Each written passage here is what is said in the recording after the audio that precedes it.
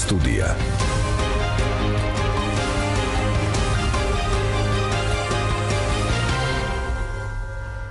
მოგესალმებით პატრიცემულ რადიო მსმენელებო, ჟურნალისტი გიორგი ჩოკოშვილი.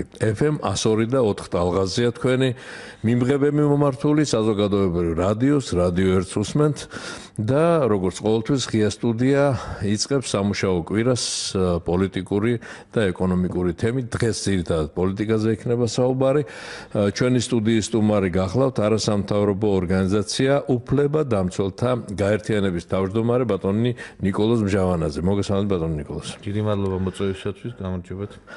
ჩვენს დიდ მადლობას მოგახსენებთ მომბრძანებისთვის და ჩვენს მსმენელებს შევახსენებ, თუ სურვილი გექნებათ რომ ბატონ ნიკოლოზს ღია ეთერში დაუკავშირდეთ, კითხვები დაუსვათ ან იმ თემებზე, რაზეც საუბარი იქნება გადაცემის მსვლელობისას, თქვენს გამოთქვათ მოსაზრება და ამის საშუალებასაც გაძლევთ ხოლმე.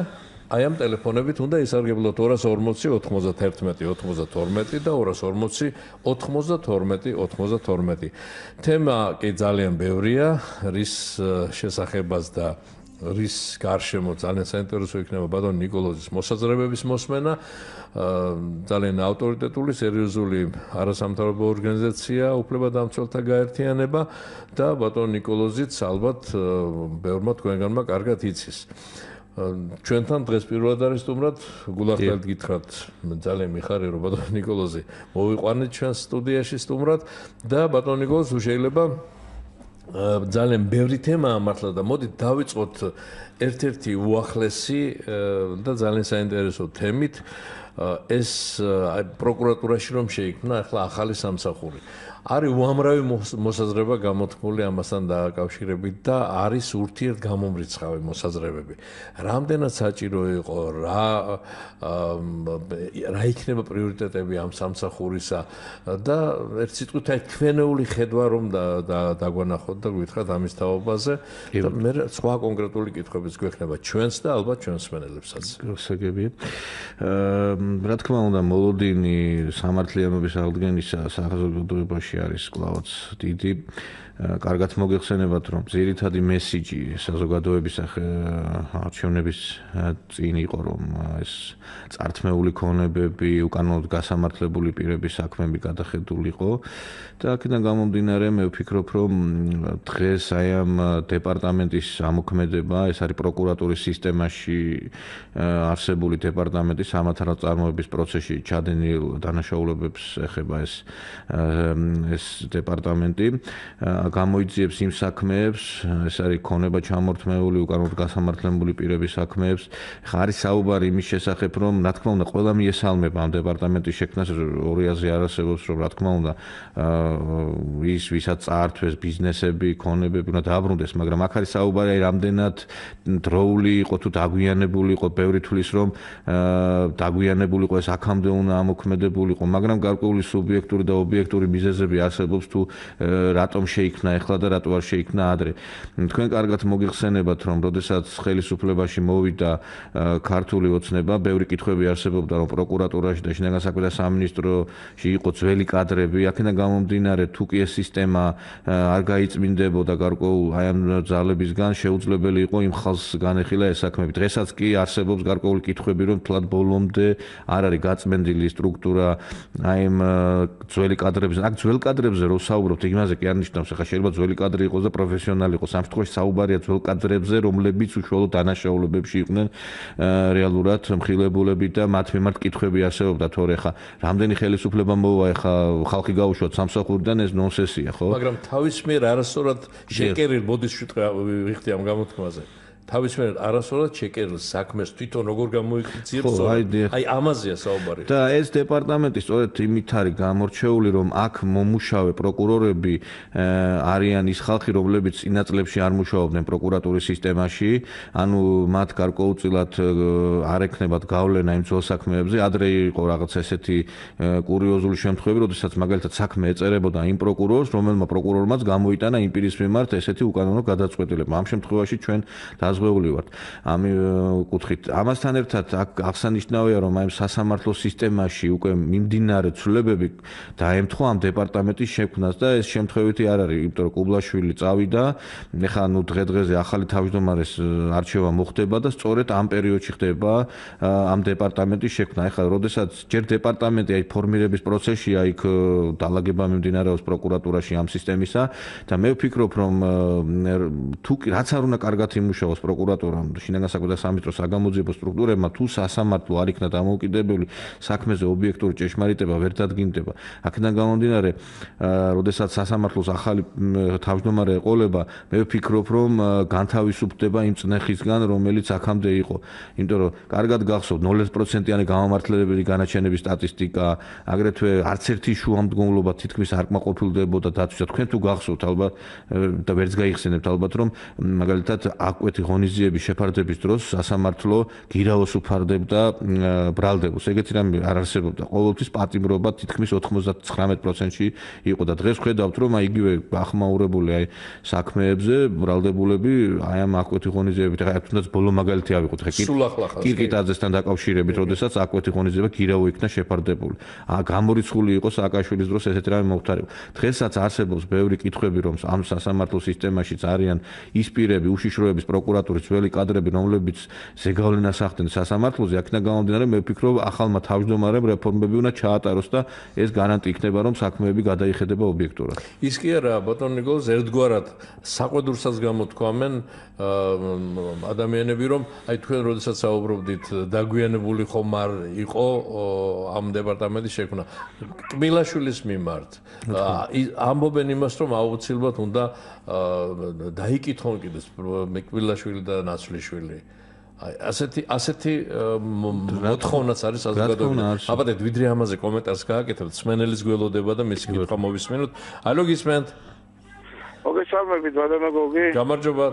მივესალმები ბატონ ნიკას. ესეთი შეკითხვა მაქვს თქვენთან ბატონო გოგი, ბატონო ნიკა. ეს ბატონო სასამართლომდე საკითხავია, მივა თუ არ მივა სასამართლომდე ამ ბიზნესის. თუ კი მივიდა მაინც ასეთი სასამართლომდე რა ფინანსებით იქნება? ანუ ბიუჯეტიდან იქნება, ისედაც გარღვეული ბიუჯეტიდან იქნება? ანაზღაურება. გასაგებია თქვენ რასაც კითხულობთ. მადლობა.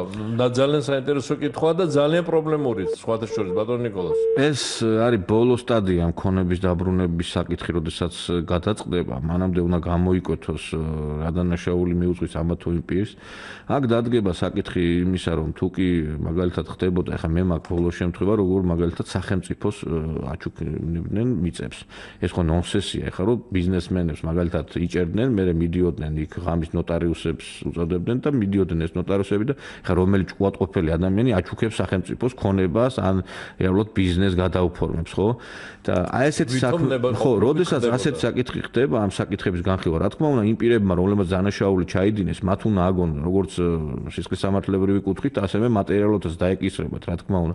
ანუ ამ ადამიანებს ხა თუ კი მათ რეალურად ვეანაზღაურებენ, ხა ზოგ შეიძლება გადამანულობაში ოფშორებში, რა თქმა უნდა, სახელმწიფო იმის სახელმწიფოა, რომ ამ შემთხვევაში სახელმწიფოს სახელით მოხდა ამ ადამიანების მიმართ უკანონო გადაწყვეტილების გამოტანა და ამ შემთხვევაში რა თქმა უნდა დადგება სახელმწიფომ უნდა ანაზღაუროს ზიანი.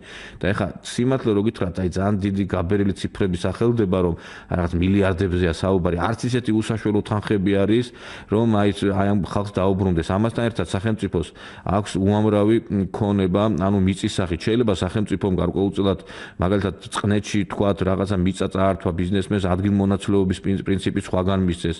ამასთან ერთად მოხდება სახელმწიფოსა და პიროვნებას შორის გარიგება რა როგორ უნდა მოხდეს. უამრავი მიწები არსებობს, რომლებსაც ჩვენ უცხოელებზე ვიდით ხო და თუ კი სახელმწიფოს ფინანსები არ აქვს და თქვენს კარგად იცით რომ ჯერ ჩვენ აი პრობლემები გვაქვს ამ ბიუჯეტთან დაკავშირებით, ამის გარკვეულწილად ანაზღაურება სხვა სახითაც შეიძლება მოხდეს და ეს უკვე მოლაპარაკებების სტადია იქნება.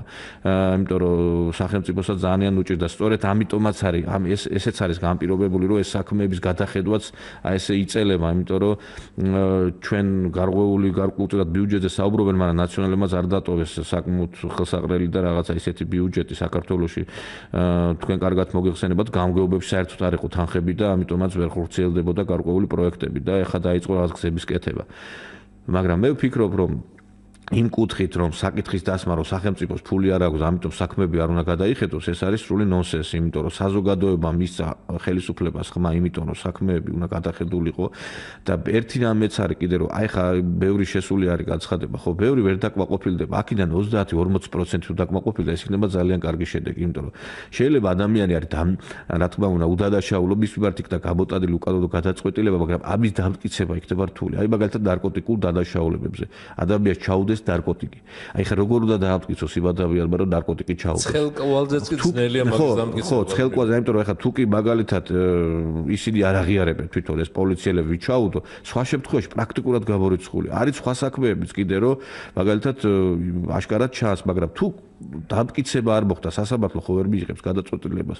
ბევრი ხა მართლა ხა ვერ ვიტყვით რომ ყველა უკანონოდ გაასაბარტეს. არის ხალხი რომ მართლა კანონიერად მოხდა მათი გასა. ამიტომ ესე სასახად ხა ყველას გონია რომ აი ხა ვინ შეიტანა ყველა აი ამიტომ მართლა საჭირო იყო ეს დეპარტამენტი. ხო, ეხლა ყველა გამართდება, ესე არ იქნება, რა თქმა უნდა და ამიტომ მე ვფიქრობ, რომ ძალიან კარგი ნაბიჯი გადაიდგა ეს რომ ეს დეპარტამენტი შეიქმნა, ჩვენს გვაქვს მოლოდინი. შეუძლებელია რომ სახელმწიფომ არ დააყენოს ბოლოს და ბოლოს საკითხი, რომ აი ამ საქმეების გადახედვის, იმიტომ რომ წინააღმდეგ შემთხვევაში ბოლოს და ბოლოს ძალიან ისეთი მუხტი იფეთქებს საზოგადოებაში და ამის დასტურია ის 25,000-იანი აქცია, რომელიც გაიმართა სამართლიანობის აღდგენის კუთხით, ну ამის მოთავე იყო პატრიოტთა ალიანსი, რომელმაც ჩაატარა ესა და ანუ მე ვფიქრობ, რომ საზოგადოება ითხოვს ერთ სამართლიანობის აღდგენას და ამიტომ ეს უნდა იქნას დაკმაყოფილი. კი ბატონო, ყველაზე დიდი და ყველაზე სერიოზული საზოგადოებრივი დაკვეთა დღეს და წლების განმავლობაში უკვე რამდენი მესამე წელია ეს არის საზოგადოების ერთ-ერთი უმთავრესი დაკვეთა.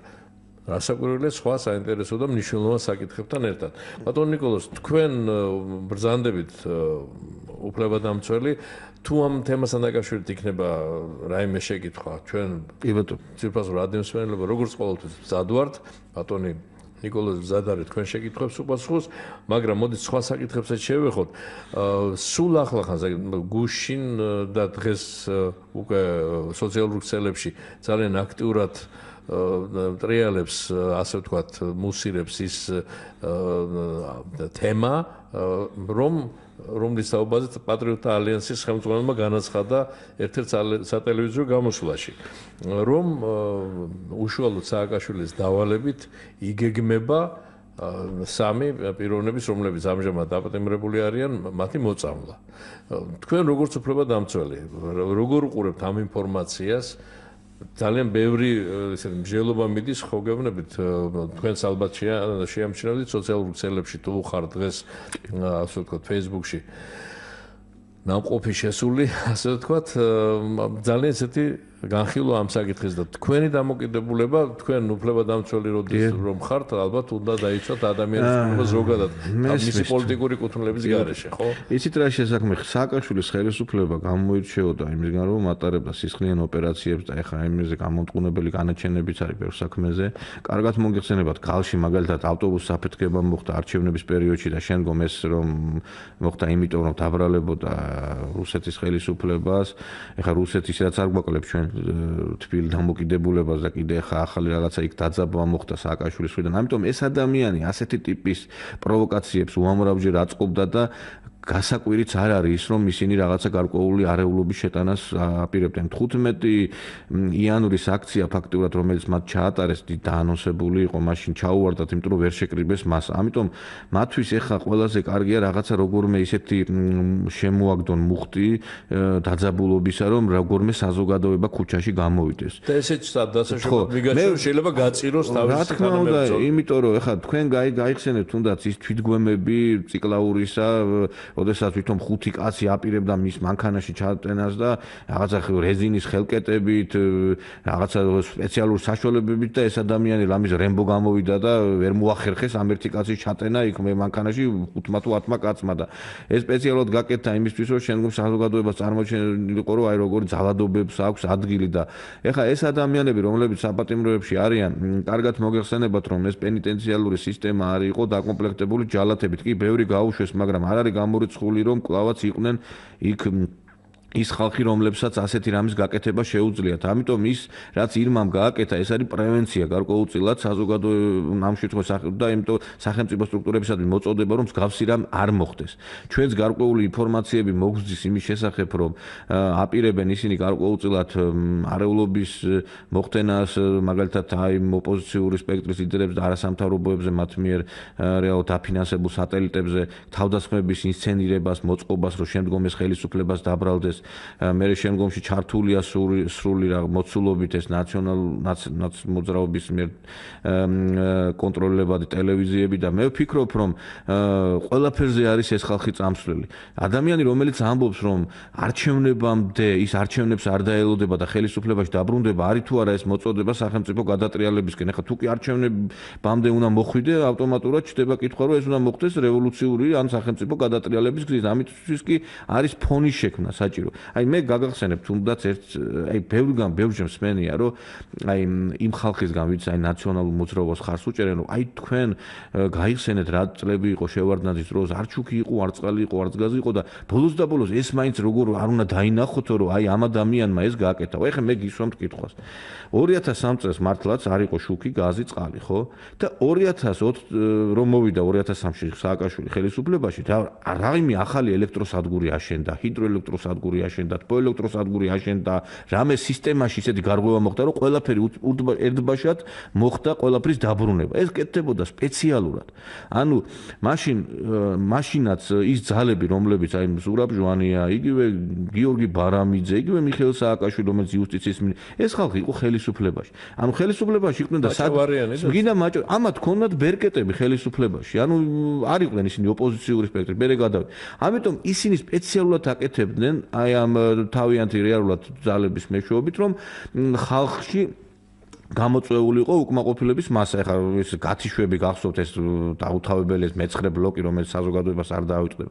და დღესაც ეხლა, დღეს ეხლა ამას ვერ მოახერხებენ, ეხლა შუქები გამორთონ, ეხლა ეს ძალიან ისეთი ის იქნება, ხო? ამიტომ ესენი ცდილობენ ეხლა უკვე სხვა მეთოდებს მიმართონ და ეს მეთოდები კი მდგომარეობს იმაში, რომ რეალურად მოახდინონ გარკვეული თავდასხმების, ინსცენირება და კვლელობაზეც არ წავლენ ისინი, იმიტომ რომ ეს ზალა, რომელიც ეხლა აი სააკაშვილმა თქვა კიდევაც, რომ მე მივდივარ ხელისუფლებიდან და უკვე მე აღარ ვიქნები, აღარ ვიბრძოლებ და ვაცლი ამ ხელისუფლებას. როგორც კი წავიდა, ჩვენ კარგად ხედავთ, რომ ეს ადამიანი პრეზიდენტობიდან წასვლის შემდგომ ინსტიტუციერად მოქმედებს უკვე რეალურად ხელისუფლების წინააღმდეგ და ეხლა ეს გაუთავებელი ბრძოლა კი შეიძლება ძალიან საზიანო იყოს ქვეყნისათვის. ეხლა როდესაც უკრაინაში ხარ, შენ ის სხვა საკითხია, უკრაინაში ხარ და იქ უკრაინის ხელისუფლებას უმტკიცებ იმას, რომ აი საქართველოს ხელისუფლება შენს წინააღმდეგ მოქმედებს, ისინი არიან რეალურად პრორუსულები და მოქმედებენ შენს წინააღმდეგ, ეს არის თუ არა ქვეყნის ღალატი. მართლაც რომ რაღაცა ესეთი მსგავსი ტიპის რაღაცა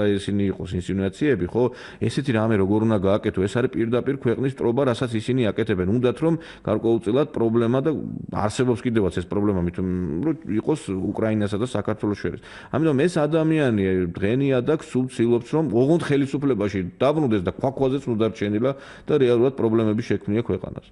აი ეს არის ყველაზე ცუდი და ამიტომ მე ვფიქრობ, რომ საზოგადოება ჩვენ უკვე გავიზარდეთ, ეხლა აღარ არის ის რომ 90-იან წლებში მაგალითად ეხლა შეიარაღებული გზით მოხდა გადატრიალება 2003 წელში მოხდა ესეთი რაღაც, ამიტომ რაღაცა გაკვეთილებზე ვსწავლობ და აქედან გამომდინარე მე ვფიქრობ, რომ დასკვნები იქნება გამოტანილი. რა თქმა უნდა არის პრობლემები ქვეყანაში და რა თქმა უნდა არსებობს გარკვეული საფუძველი იმისა, რომ რაღაცა უკმაყოფილება იყოს, მაგრამ აი როდესაც სოციალურ თემებზეა საუბარი, მე მიკვირს იცით რა, თითქოს ისეთი რაღაცა სურათს ხატავენ, რომ აი ამ 9 წლის განმავლობაში ეს ხალხი, რომლებიც ეხლა ნაგავში იქება, ბუტერბროდებზე იყო გაზრდილი და რაღაცა ისეთი ეკონომიკური მდგომარეობა ჰქონდა ჩვენ, რომ რეალურად პრობლემები არ იყო. ის ქალაქებიც კი ეხლა მე ადრე ვთქვი ერთ-ერთ ტელეკომპანიაში რომლებზეც აპელირებს ნაციონალურ მოძრაობას სიგნალზე, თელავზე და აი მშენებლობაზე, რის ხარჯი ხდებოდა აი ამ ქალაქების და ინფრასტრუქტურის მშენებლობა? ხდებოდა რეკეტის ხარჯი. ჩარკვიან ბათუმის ბიზნესმენი, ახლა გავიხსენე ადამიანმა ყველაფერი წაართვეს, ანუ რაღაცას რო აკეთებინებდნენ ობიექტებს, ფულს არ აძლევდნენ და ყველა თითოეულ ობიექტზე 2 მილიონი არ მისცეს და აკლეს, იქ 3 მილიონი გააკოტრეს ეს ადამიანი, ბოლოს იძულებული გახდა რაღაც სახლი ჩაედო, კარი ჩაედო და იქამდე მიიყვანეს კაცმა თვითმკვლელობით დაასრულა სიცოცხლე. და როდი ამ თვითმკვლელობით რო დაასრულა, წერილი დაწერა გამოსათხოვარი წერილი და იქ ეწერა იმ წერილში, რომ ჩემი სიკვდილი არის ზურაბ ადეიშვილის კისერზე და ის ჩემი სიკვდილით ვერ გაიხარებს. აი პირდაპირ ამ სიტყვებით ეწერა. ეხლა ბოლოს აი იმ შენის დირექტორი აპირებდა თვითმკვლელობას. ადამიანი იგივე სახელმწიფო კანცელარია აშენებინეს, თბილისის პროკურატურა, თბილისი მერიოტი, ქორთიერთ მერიოტი, ყველა ობიექტებს აშენებინებდნენ ბიზნესმენებს და ფულს არ აძლევდნენ მე. და აბა ერთი ხმა მოიყო. ეს აი ამის ხარჯი ხდებოდა. და ბოლოს იქამდე მივიდნენ უკვე საკუთარი გუნდის წევრების რეალურად დარეკეტება დაიწყეს ამათ.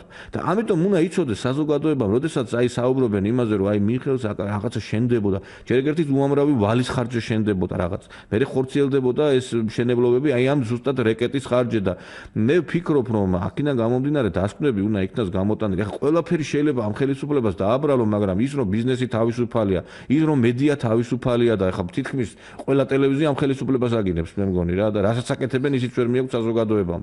ის რომ რეალურად საზოგადოებას აქვს რაღაცა განცდა იმისა, რომ არ უსმენენ და შეუდა თავისუფლად ილაპარაკობს. ახლა კი არის ეს პროპაგანდა, რომ რაღაცა გვისმენ, მე ვერ აგვწევ და ვერავინ ვერ გვწევ ამას. ეს უნდა აისახოს მას თუ გისმენ რაღაცა შემდგომში ნაბიჯებში. და ეს ყველაფერი არის საწინდარი იმისა, რომ რეალურად ქვეყანაში რაღაცა ხორციელდება. მე ჯანდაცვაში ხან ხო 50% ბიუჯეტისა ჯანდაცვაში მიდის. ადრე ადამიანები რაღაცა რომ მოგშლოდა, ხელს არ მოკიდებდა ექიმი. 80-70% დღეს ფინანსდება ეს ჯანდაცვა. მაგრამ მიუხედავად აი ამ ყველაფრისა, უამრავი პრობლემაა და ყველაზე დიდი პრობლემა არის სამართლიანობის აღდგენა.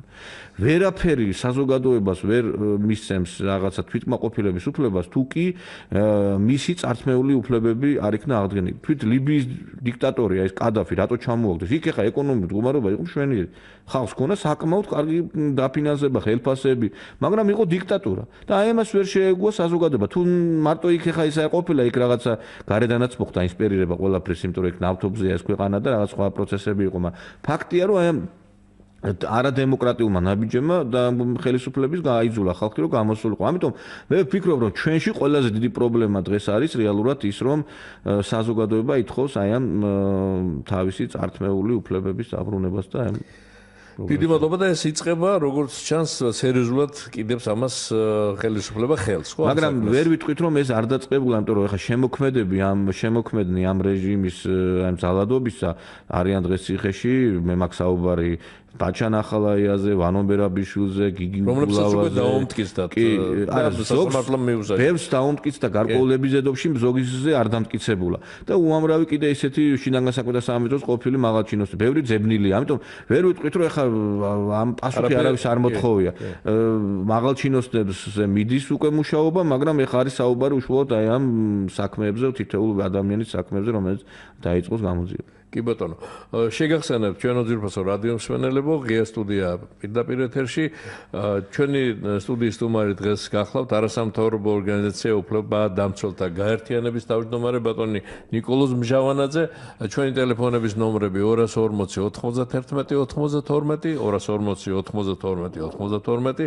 ახლა მსმენელი გველოდება, მაგრამ ერთი პატარა შეხსენებაც, ვისაც სურვილი გაქვთ რომ ჩვენი გადაცემა მოისმინოთ განმეორებით, ან რაიმე ფრაგმენტმა შეიძლება და გაინტერესა და იმ ფრაგმენტის მოსმენა გინდათ გადაცემიდან, უნდა შეხვიდეთ ჩვენს ვებგვერდზე, რომლის მისამართია Radio 1.G, Radio 1.G და ნებისმიერი ღია სტუდიის გამოშვების მოსმენას შეძლებთ. ჩავთოთ ახლა მსმენელი, გისმენთ ეთერში ხართ, ალო. გამარჯობათ. გაგიმარჯობთ. ბატონო ნიკა. გისმენ. სოსოსის კარიშვილმა თქვა გუშინ რომ რობოტის საქმეს არც ეს ხელისუფლება გამოიძიებსო. რაშია საქმე, რა ტრაგედია მოხდა ისეთი, რომ არც ერთი ხელისუფლება არ გამოიძიებს. ვის საქმეს ბოდიში? ლოპოტის საქმე. ლოპოტის, ერთი. გასაგებია, მადლობა შეკითხვისთვის, კიდევ ერთი მსმენელი გველოდება, ალო გისმენთ? გამარჯობათ ბატონო გოგი. გამარჯობათ. სტუმართა ესეთი კითხვა მაქვს, კერძოდ ესეთი ორგანიზაცია კი უნდა შექმნილიყო, მაგრამ ხო არ გამოიცე რომ ეს ორგანიზაცია დეპარტამენტი, ორგანიზაცია არა, დეპარტამენტი. დეპარტამენტი ხო, პრაქტიკულად, რომელიც შიგნით შეიქმნა, ეთქობა ისე იგივე ხელფასებზე, უბრალოდ გადააჭრუფეს თანამშრომლები.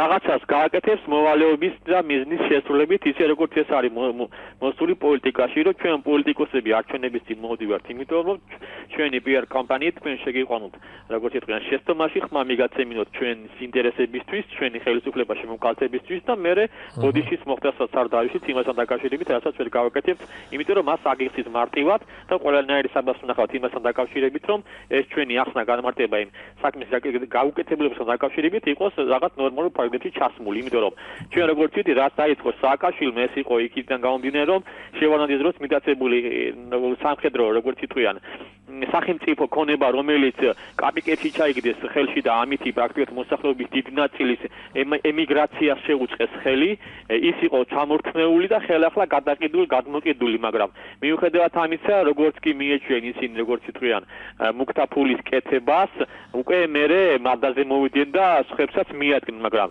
აი საყოლაზე მთავარი ის არის, აი რამდენად იქნება ეს სახელმწიფოებრივად განხილული, რომ რაც სახელმწიფოს ერგებოდა, სახელმწიფოს ფარგლებში დარჩეს და არა აქვს ამას უკვე მნიშვნელობა ვის ხელში არის და იყო და დღეს და რაც კერძო პირს ეხებოდა თავისი, როგორც თქვა, შრომა, ჯაფით ნაშრომი, რომელიც შეიძლება საზღვარგარეთ გარეთ წავიდა, ჩამოვიდა, აქ რაღაცა დაიწყო, იმას ის დაუბრუნდეს, იმიტომ რომ სახელმწიფოები ქონების ეხლა ვიღაცისთვის კიდევ ისე დაბრუნება ის ვინც ადრე მიეთვისა კაპიკებში ჩალისფაში და ამის გამო სახელმწიფოში ცუდი ეკონომიკური სიტუაცია გამოიწვია, ეს მე მგონი სამართლებრივი გადაწყვეტილება არ იქნება რა. გასაგებია, დიდი მადლობა. ფაქტობრივად კითხვა ასეთ იყო დასმული, თუ გჯერათ თქვენ და თუ გაქვთ იმედი, რომ ბატონმა ნიკოლოზმა უკვე თქვა ისე ამის დაობაზე, რომ მე მჯერავ, რომ დაახლოებით 30-40% შეიძლება დაბრუნდეს და თუ დაბრუნდება, ესეც წარმატება იქნება. არა, ეს თვითონ საქმიანობიდან გამომდინარე, რომ ხა შეუძლებელია, რომ ყველას ადამიანი გამართდეს, იმიტომ რომ იქ ამაზეა საუბარი და აქედან გამომდინარე, ხა პესიმიზმი არსებობს და ხა თუ არ მოხდება, ხა ეს მოვალეობის მოხდის მიზნით არის გაკეთებული, საზოგადოება გამოუწევს განაჩენს ამ ხელისუფლებასაც, იმიტომ რომ ხა რეალურად ჩვენი ძირითადი მესიჯი იყო აი ამ სამართლიანობის აღდგენა, ამიტომ ამ ხელისუფლებამ კარგად იცის ეს ყველაფერი, მივდის ყველაფერი თანმიმდევრულად. ხა თქვენ როგორ წარმოგიდგენიათ, აი მოვიდა ხელისუფლება, დაიწყო მაღალჩინოსნების რეალურად დაიწყო ამ საქმეების გადახედა. ევროპა შეიძლება ისეთი სახე მისცემოდა ამ ყველაფერს, რომ მისცემოდა ესეთი ფორმულება, მოვიდნენ რევანშისტები და ეს მაშინ ჩვენ იცით რა არის, არ უნდა დავემსგავსოთ სააკაშვილის ხელისუფლებას. თუ ჩვენ იმავე მეთოდებით დავიწყებდით ამ სამართლიანობის ადგენას, განსხვავება არ იქნებოდა ამ და დღევანდელ ხელისუფლებას შორის. დღეს რომ ეხლა მე ვთქვი კიდევაც, რომ ხელისუფლებას იმავე მეთოდებით ემუშავა, როგორც აი 2020 წელს იყო რა იმ ძველ ხელისუფლებას გაუსწორდნენ, ხო? რეიტინგი ამ ხელისუფლების იქნებოდა გაცილებით მაღალი, იმიტომ რომ საზოგადოებას ეზრუნებოდა უფრო სწორედ. მაგრამ ეს არ იქნებოდა დემოკრატიული. ამასთან ერთად თქვენ კარგად მოგიხსენებათ, როგორი დაწოლაა დასავლეთის მხრიდან. ბევრი თვლის, რომ მაგალითად ვანო მერაბიშვილი არის პოლიტპატიმარი და ევროპარლამენტის დელეგაციები და ევროსაბჭოს დელეგაციები, რომლებიც ადრე ხმას არიღებდნენ იმ უკანონოებაზე და არც ერთი ბიზნესმენი არ მოუნახულებია და არც არაფერი დაინტერესებულა და დემოკრატიის შუქურაც უწოდებდნენ სააკაშვილის ხელისუფლებას, დღეს ლამის არის, რა ვიცი, აი მათაც ყავდათ მინისტრები დაჭერილი და არც იმაზე არ ავდახეთ. ხო და ამიტომ არაფერს ამაზე არ იძახდა. ეხლა ამიტომ ჩვენ უნდა გავითვალისწინოთ ის, რომ აი ამ დაწოლის ფონზე უნდა გვიმოქმედოთ ისე, რომ გარკვეულწილად დასავლეთშიც არ მოხდეს ისეთი მონათვლა სიტუაციის, რომ აი ჩვენ აქ რეალურად მართლა ანტიდემოკრატიულ ნაბიჯებს გვაქვს, რაღაცა რევანშიზმს აქვს ადგილი და რაღაც ადამიანს ამიტომ ყველაფერი უნდა მოხდეს თანმიმდევრულად. მესმის საზოგადოების, იმიტომ რომ დღეს ძალიან ბევრი უკანონოდ იქნა გასამართლებული, არ არის აუცილებელი ადამიანის ციხეში წასულიყო, ზოგ საპროცესო შეთანხმება გაუფორმდა და პირობითი სასჯელი დაეკისრა. ამიტომ თითქმის ყოველი მეოთხე მამაკაცი საქართველოში მე მგონი აი ამ კანონთან დაკავშირებით უკვე პრობლემები ჰქონდა. ამიტომ მე ვფიქრობ, რომ საზოგადოების ის მოლოდინი, რომელიც არსებობს, ეს გათვალისწინებული იქნება, იმიტომ რომ ყველაფერი შეიძლება ამ ხელისუფლებას დააბრალოს, მაგრამ გარკვეულწილად, როდესაც რეაგირება ხდება რაღაცა პროცესებზე, ამას აღიქვამს ხელისუფლება ადეკვატურად. იგივე ეს აისახება შემდგომ ხელისუფლებიდან თანამდებობის პირების გაშვებაში. ეხლა მე არ მახსოვს, რომ ვანო მერაბიშვილი შვილს მინისტრის მოადგილე დაეჭიროს. ვიხილეთ, რომ აი ესეთი მაღალი რანგის თანამდებობის პირი ღარიბაშვილმა დაიჭირა საკუთარი მეგობარი. ასევე ძალიან სერიოზული ხმაური ატყდა ბატონ ნიკოლოზ და დამეთანხმებით, რომ სამართლიანად პრემიების გამო და ამაზეც რეაქცია ჰქონდა ხელისუფლებას და არის სერიოზული საუბარი და მე პირადად მჯერა, რომ მართლა შეამცირებენ ამ ხარჯებს. აი ამაზე საუბრობ მე, რომ ეს ხელისუფლება მაჯისცემას უსმენს საზოგადოების და ის რომ მედია მე ჩემთვის არის სიურპრიზი, მაგალითად ეხლა აი სრულად ესე იგი არის ოპოზიციაში, აი როგორი კუთხით იცი რომ აი მაგალითად ეხლა გასაგებია რომ უნდა აკრიტიკო ხელისუფლება, მაგრამ დღეს როდესაც აი კრიტიკაზე უფრო მეტია ის რაც ხორციელდება, ჩვენ საუბრობდით სანამ მოვიდოდი, ახლა მაგალითად ახლა ისეთი რაღაცა დადებითი ტენდენციები როცა არის ქვეყანაში და ამას რაღაცა ბოლოს უშვებ გადაცემაში, ახლა ნიუსები ვინც იცის და ახლა ტელევიზიის სპეციფიკა კარგად იცის, რომ რაღაცა დადებითი რო ხდება ქვეყანაში და აი ამაზე ხაზგასმა არ ხდება და აი მოვალეობის მიზნით ბოლოში რო გაუშვებ ამაზე სიუჟეტს, ეს არის დამოკიდებულება უკვე მიმდინარე პროცესების და ხელისუფლების მიმართ. აქედან გამომდინარე, მე ვფიქრობ, რომ მიუხედავად აი ამ ყველაფრისა, ხელისუფლება მისცა საზოგადოებას განვითარებს. მე ეს რევანშიზმზე როდესაც საუბრობდი, თქვენ ხო ხედავთ ჩამოთვალეთ უამრავი მაგალითი, რომ ბიზნესმენებს რაც უშვებოდნენ, ხო? ეხლა ყველა დასავლეთშიც და ჩვენთანაც ელოდება ეს ხელისუფლება როგორ პოლიტიკას დაიჭერდა ბიზნესმენების მიმართ. ჩვენ თუ აქ დავიწყებდით რეკეტს და ბიზნესმენების დაწიოკებას, ხო, აქ აღარავინ ჩადებდა ფულს. ეხლა ხალხმა დაინახა, რომ აქ არავით არის ესეთი ზეწოლები და დაწოლები არ არის და ნელ-ნელა უკვე ხედავთ, რომ რაღაც გარკვეული ინვესტიციები შემოდის. ეხლა ესე ერთბაშად და ერთი ხელის მოსმით არ ხდება, რომ ის რაღაცა ეს სოციალური და ეკონომიკური მდგომარეობა გაუმჯობესდეს. ამიტომ ამას ჭირდება დრო და აი ამ დროს მე მგონა დაველოდო ჩვენ. ბატონ ნიკოლოზ, ვიდრე ლოპოტასთან დაკავშირებით ლოპოტა მსმენელი გველოდება, არა, აუცილებლად შეგახსენებთ ამას, მსმენელი გველოდება ჯერ მოვისმინოთ კითხვა. დიახ, გისმენთ, ალო? ეთერში ხართ? ალო? გისმენთ ღია სტუდია. გამარჯობათ. გაგიმარჯობთ. კითხვა დაუსვა ბატონ ნიკოლოზ. კი ბატონო, გისმენთ. დამცველს. მე მაინტერესებს, გამოძიებულია თუ არა ის საქმე ბატონი ნუგზართი კლაურიც, რომელიც მან გააჟღერა, რომ ეს იყო თვითგვემა მოაწყო. ეს გამოძიებული არის და თუ არის გამოძიებული, მიმითითოს შეიძლება წავიკითხო ის საბრალდებო დასკვნა. გასაგებია, დიდი მადლობა შეკითხვას. ერთი და მე კი ბატონო, ბრძანეთ მეორე. არ არის გამოძიებული და არ არის დასკვნა, რომ ნუგზართი კლაურმა საკუთარ თავს მოუწყო თვითგვემა და ეს ყველაფერი იყო დადგმული სპექტაკლი, მაშინ ბატონ ნიკოლოზ, ბატონ დიდ უფლება დამცველს, სულ მცირე უხერხულობის გრძნობა უნდა აწუხებდეს, როდესაც ასე აცხადებს, რომ ნუგზართი კლაურმა საკუთარ თავს მოუწყო და სპექტაკლი დადგა. გასაგებია თქვენი ქალბატონო. მადლობა, მადლობა. თქვენი ბოლო აი ამ პასაჟის გასაგებია თქვენი დამოკიდებულება. ეხლა როდესაც საუბრობთ აი ლოპოტას მე ვპასუხებ აი კითხვის მე. აი ამ კითხვასთან დაკავშირებით იცით და როდესაც ეს საქმე არ არის გამოძიებული, იმას ნიშნავს, რომ არა ესე იგი აქ მე ხარ არ ვარ პროკურორი და გამომძიებელი და თუ კი მე იმ პიროვნებას არ ვიცავ, არავინ არ გამაცნობს საქმის მასალებს პროცედურულად. და როდესაც მე ვსაუბრობ, რომ ეს თვითგვემა იყო, ჩემი აზრს მოგახსენებ და ეს აზრი ეყნობა იმას, რომ შეუძლებელია ახლა 5-6 კაცი დაგესხას თავს. იმის რეზინის ხელკეტებით, სპეციალური ელექტროშოკებით და ვერ მოხდეს შენი მანქანაში ჩატენა. ესეთი რამე გამორიცხულია. თქვენ ამ დროს ვალერი გელაშვილის გახსენდებათ. მახსენდებათ, ეხლა ვალერი გელაშვილი გაიხსენეთ თუნდაც. ეხლა თქვენ რატო არ გიჩნდებათ კითხვა ეხლა თეთრზე? ეხლა თქვენ რასაც საუბრობთ ხალბატონო, ეს არის რაღაც თეთრზე შავი თქმა, იმიტომ რომ ეხლა თუ კი ვალერი გელაშვილს, რომელიც ეხლა კარგად მოგეხსენებათ, ფიზიკურად ეხლა არც ისე სუსტი პიროვნებაა, რა უქნეს, რა დღეში ჩააგდეს, ხო?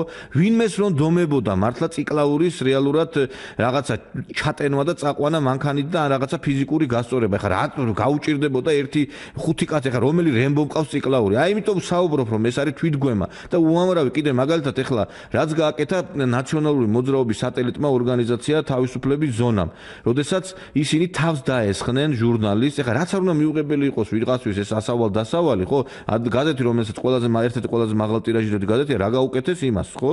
ცემეს ზადათავია ორჯერ და დაკავებულია ეს პიროვნები სხვათა შორის ეს საქმე იქნა გამოძიებული. ამიტომ საუბრობ რომ ეს ხალხი არის გარკვეულწილად ორიენტირებული იმაზე რომ ოპონენტებს ფიზიკურად გაუსწორდნენ და თვითონ კი მოაწყონ რაღაცა შოუები და ეს როდესაც საუბრობ რომ მე მჯერა რომ ეს თვითგვემა ამას საუბრობ იქიდან გამომდინარე რომ მაგალითად ავტობუსი ააფეთქეს გალში რომ დაბრალებოდა მე ეს რუსეთის ხელისუფლებას რომ რაღაცა იქ არჩევნების გაყალბებაზე და რაღაცებზე იყო საუბარი და ეს დამტკიცებულია იმ გალში რომ ხელწერის გამო ხო ხელწერა მათი ეს იყო და ამიტომაც არის საუბარი ამაზე რაც ახლა ლოპოტასთან დაკავშირებით ახლა მიმდინარეობს ამაზე კიდევ ერთხელ ვიმეორებ საქმის გამოძიება ამასთან მიმართებაში მე არ ვიცი ახლა რა სტადიაშია როგორც მიმდინარეობს მაგალითად ზურაბჯოვანიას საქმე ახლა ერთი რამე არის რა ჩვენ სამწუხაროდ დაჩვეული ვიყავით საქმის გამოძიებას აღიარებითი ჩვენებებით და ეს აღიარებები როგორი აღიარებები იყო სააკაშვილის ხელისუფლების დროს კარგად მოგეხსენება გამოძიებას და გახმაურებული საქმეების გამოძიებას მით უმეტეს როდესაც საქმეები ძირითადად ხელკვალზე იხსნება და ეხლა ეს ძველი საქმეები რომლებიც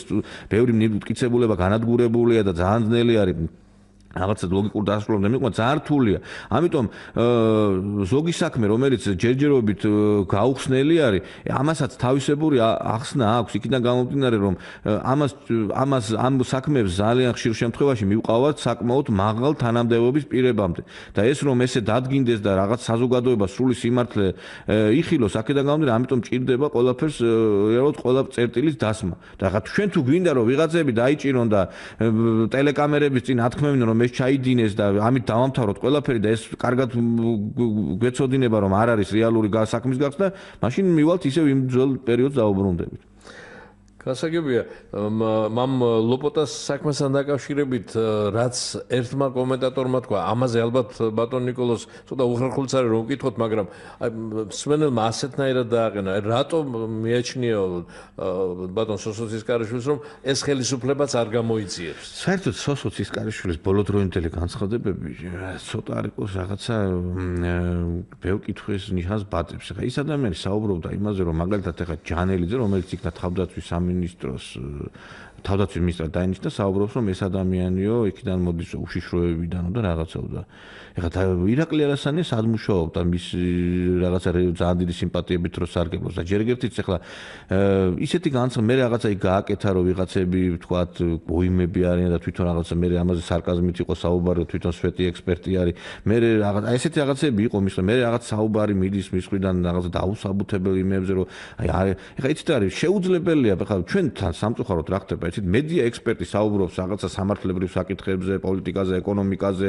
ყავს ესეთი ექსპერტები ერთმა მაგალითად ისეთი განცხადება გააკეთა შემდგომ პროკურატურაში დაიბარეს და ეხლა მივხვდებით ვიზეც მაგ საუბარი და იმიტომ რომ არ იყო არგუმენტი როცა საუბრობ მე ვერ წარმოადგინა ამის დამადასტურებელი ვერაფერი ამიტომ ხშირ შემთხვევაში ეს ექსპერტებიც უხერხულ მდგომარეობაში იგდებენ თავს გავხსენებთ თუნდაც ბიძინა ივანიშვილმა როდესაც დაიბარა კი რა ყავდა იქ მიწვეული ეს ექსპერტები ვერავე ხმავერამ როდესაც ისინი რაღაცა უთხრა რომ აი თქვენ აი ამაზე საუბრობთ რა გაქვთ რა არგუმენტებს ეყნობით ხა მე შემიძლია ვთქვა ჩემი შინაგანი წმენდით მე ესე ვფიქრობ მაგრამ კატეგორიულად მე ვერ ვიტყვი ისეთ რაღაცაზე ისეთ ფაქტებზე რომლებზეც არ მაქვს ინფორმაცია და არ მაქვს რეალურად ამისი კვალიფიკაცია ხა როდესაც საუბრობს ბატონი სოზორო არ გამოიძიებს რა აძლევს ამის თქმის საფუძველს ეხლა რა კარგად ხედავთ რომ აი ხა ვაზაგაშვილის საქმე რომელიც აი ხა ბევრი ქვეყანა ამ საქმეს ვერც გახსნა, იმიტომ აი ამ დნმ-ის მითი რა ქვია აღების შედეგად მიეცა პასუხისგებაში ის პიროვნება იმ ძველ საქმეებზე პასუხისგებაში არიან მიცემული სხვა ისეთი გახმაურებული საქმეები მერის ეპიზოდებზე მენაბიჯთან დაკავშირებით თვითონ ამ სასამართლომაც კი რომლის თავმჯდომარე იყო ნაციონალური მოძრაობის ერთ-ერთი ხელმძღვანელის ძმა კუბლაშვილი და დღევანდელი სასამართლოს თავმჯდომარის მოადგილეები ყოფილი უშიშროების და პროკურატურის კადრებია ჩინჩალაძეზე და როინიშვილზე საუბრობ ამ სასამართლომაც კი ვერ გაუწია გარკვეულ წინააღმდეგობა და აღიარა რომ მართლა დანაშაული ჩაინერა და აქედან გამომდინარე არ შეიძლება იცით ესეთი საუბარი რომ რახან შეგიწყვიტეს დაფინანსება შენ გარკვეული ფონდიდან და უკვე ეხა სხვანაირ რელსებზე საუბრობ ესეც არის ალოგიკური იცით კაიხსენეთ თუნდაც იგივე ცისკარიშვილის განცხადებები მანამდე ვიდრე მას დაფინანსება ჰქონდა მის ორგანიზაციას ექსპერტთა კლუბს და გაიხსენეთ როდესაც დაფინანსება უკვე აღარ ჰქონდა ეხა ბევრი რამე ვიცი მე და უბრალოდ გარკვეული რაღაცა ეტიკეტი არსებობს და რაღაც ადამიანური ფაქტორი არსებობს და ამაზე ვერ ვილაპარაკებ, მაგრამ ეხა როდესაც რაღაცა პოზიციას ვერ მიღებ, სამწუხაროდ ეხა ვიღაცას ეგონა ეს ბიძინა ივანიშვილი რაღაც მეწველი ძროხასავით, რომ მუდმივად უნდა ყოლოდა ესეთ აფინანსება მისვლოდა და რაღაცა ფულები უნდა მიეცა ამ ადამიანს რაღაცა რეალურად გადარეცხლები და ის მომხდარიყო და როდესაც დაინახეს რომ თვალთასი არ იყო, მე უკვე გადაატრიალეს რეალურად ფირფიტა რა. და ამიტომ ეხა შეუძლებელია ეხა ესეთი რაღაცების გაგდა საზოგადოებაში სხვათა შორის ეს ყველაფერი კარგად ჩანს ეხა იცით რა არის და აქედან გამომდინარე მე ვფიქრობ რომ ესეთი გაცხადებები თვითონ ამ ექსპერტების რეალურ იმაზე მიუთითებს რა ქვია კვალიფიკაცია ხა მე არასდროს თავს არ მივცემ ნამდვილად უფლებას რომ ეხა ეკონომიკურ საკითხებზე ვილაპარაკო და შეუძლებელია ეხა რომ სამართლებრივ ეკონომიკურ რეალურად კულტურულ და ყველა სფეროში იყოს ექსპერტი გათვითცნობიერებული ეხა თქვენ მისცემთ თავს უფლებას რომ რაღაცა ისეთ საკითხებზე ისაუბროთ რომლის კვალიფიკაცია არ აქვს ეხლა ხო ეს ნონსენსია რაღაცა გვაქვს ჩვენი უნარჩვევები ჩვენი გამოცდილება კვალიფიკაცია რაღაც კონკრეტულ საქმეში და ეხლა ყველაფერზე ესე ხელაღებით რაღაც საუბარი რაღაც ალოგიკურობა. სხვათა შორის ბატონ ნიკოლოზ თქვენ ახლა საუბარში ცოტა გაცხადეთ, მაგრამ ახსენეთ ეკონომიკური ექსპერტები და მე სიამოვნებით მინდა აღვნიშნო, რომ ჩვენი სტუდიის სტუმარი არაერთგზის ყოფილა ბატონი ირაკლი ლექვინაძე, მართლა ძალიან ესეთი გაწონასწორებული, კარგი ექსპერტი და ბატონ ირაკლი ძალიან სერიოზულ თანამდებობაზე დაინიშნა ამ დღეებში და აქედან ჩვენი დაინიშნა უკვე მე მგონი ჯერ საუბარი მიდის. მე რამდენადაც ვიცი დაინიშნა დღეს ასეთი ინფორმაცია გავრცელდა ყოველ შემთხვევაში. ძალიან კარგია მივესალმები სხვათა შორის მე ძალიან კარგი ექსპერტია. შესანიშნავი ახალგაზრდა, კარგი ექსპერტი, კარგი ეკონომისტია და იმედი მაქვს რომ თბილისის მერის მოადგილედ ძალიან კარგია. მე მგონი დაინიშნა, არ ვიცი ახლა მეცეჭვის შემეპარა, მე ასეთი ინფორმაცია მომეწოდეს და არ წამიკითხავს, მართალი გითხრათ. მე არასდროს არ გამიგია ბატონი ირაკლის რაღაც შეფასებები გაეკეთებინოს, მაგალითად ისეთ საკითხებზე, რომელიც მის ცოდნას კვალიფიკაციას ცდება. აქედან გამომდინარე უბრალოდ პარალელს გავავლებ. მართლა უნდა გეთანხმებით, რომ ძალიან კარგია, რომ ესეთი კვალიფიციური კადრი თუ მოვა, მე ვიცოდი რა კონსულტაცია მიმდინარეობდა, თუ დაინიშნა ძალიან კარგია ის მას ახლა საერთოდ სხვათა შორის ჩვენთან არის ესეთი სტერეოტიპი, რომ აუცილებლად ყველა სახელმწიფო სტრუქტურაში უნდა წავიდეს, მაგრამ ეს ადამიანი იმდენად კარგად იყო იქ ორი მორგებული ამ კერძო სექტორს და იმ თავის გარკვეულწილად კომპანიაც ქონდა მე რამდენადაც ვიცი და უამრავ პროექტებში იყო ჩართული რომ მისთვის არც თუ ისე შეიძლება სასიამ ადვილად გადასადგმელი ნაბიჯი იყო მიხედავთ იმისა რომ აი ხა თანამდებობა იქ წასვლა. კი ბატონო, კი ასეთი უამრავი მაგალითი შეიძლება მოვიყვანოთ იგივე ჩვენთან სტუდიაში მართლა ძალიან ბევრჯერ ყოფილა სტუმრად ამჟამად ესე იგი ის რომ არის რა ქვია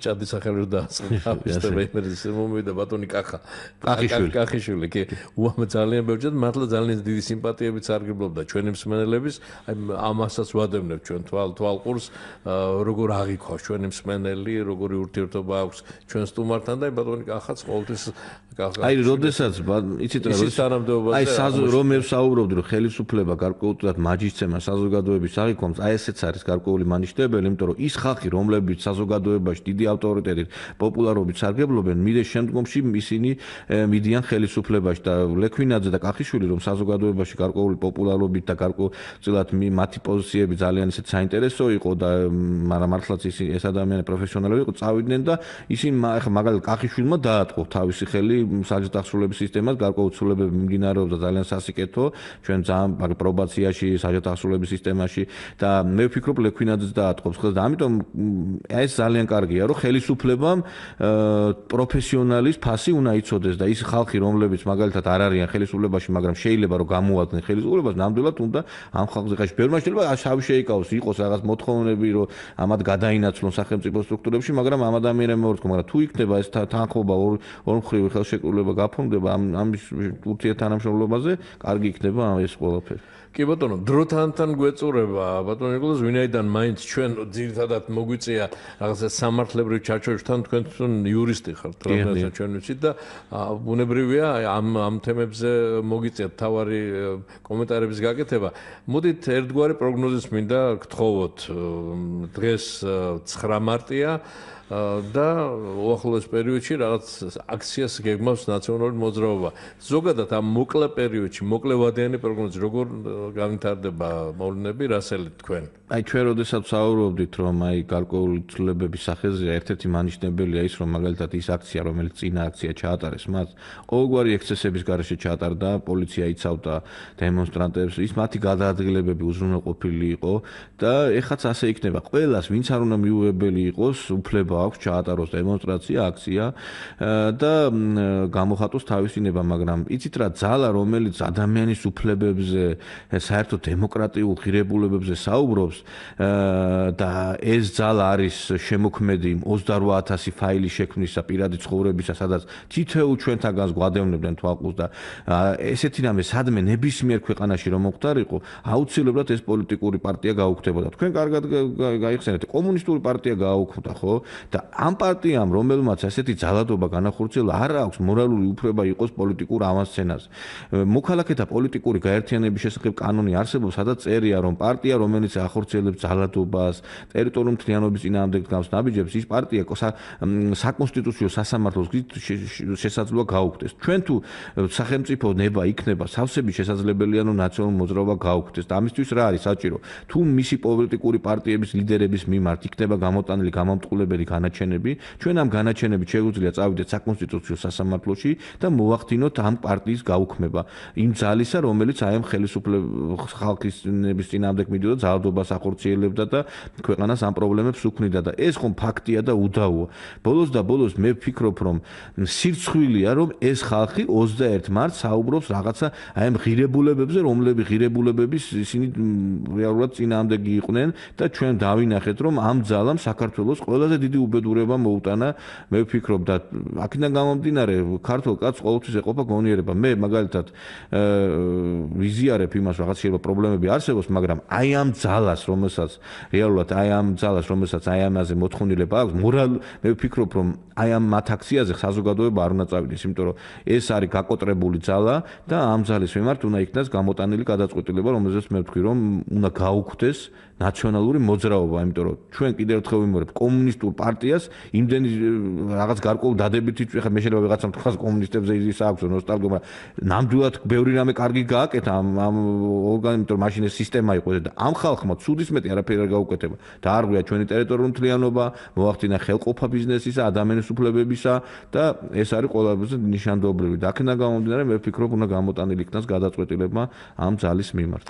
ამ ძალის მიმართ თუ არ იქნა რაიმე გადაწყვეტილება გამოტანილი, რასაც თქვენ ბრძანეთ ბატონ ნიკოლოზ და თუ არ იქნა ასე პარტია თუ არ გაუქმდა, ყოველ შემთხვევაში საზოგადოება, ხალხი მართლა ძალიან ბევრი რამ ვისწავლეთ ჩვენმა საზოგადოებამ და ბოლოს და ბოლოს ვიცით სად როგორ რა დასკვნა უნდა გივით არგამაძე, რომელიც სულს ამოხდითო ეუნებოდა საზოგადოებას, თუ კი გამოხვალთ ქუჩაშიო.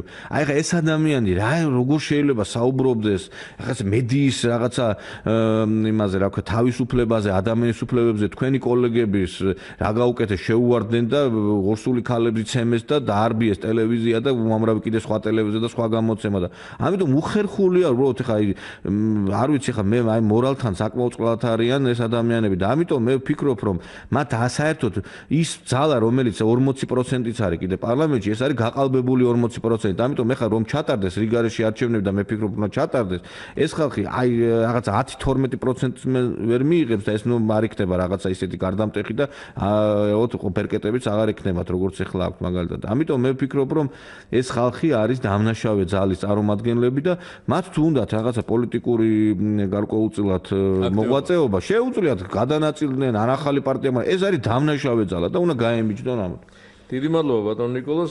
უფლება დამცველთა გაერთიანების თავმჯდომარე ბატონ ნიკოლოზ მჟავანაძე სტუმრობდა ღია სტუდიას. მადლობას მოგასცემთ ბატონ ნიკოლოზ და თქვენთან ერთად მადლობას ვეუბნები ჩვენს მსმენელებს, რომლებმაც დაგვირეკეს საინტერესო კითხვები დაგვიშვეს. ვინც ვერ დაგვირეკა და გვისმენა, მათაც თქვენ მადლობა ესეთი საინტერესო ეთერისთვის. დიდი მადლობა. დიდი მადლობა ჩვენს მსმენელებს, ჩვენი შემოქმედებითი ჯგუფის სახელითაც, რომელიც ასეთი გახლდათ: ლია წიგლაური, ნათია არველაძე, ლელა ბაშაკიძე, ინგა გურგენაძე და გიორგი ჩოგოშვილი. გემშვიდობებით მომავალ შეხვედრამდე ხვალ ღია სტუდია კვლავ იქნება ეთერში.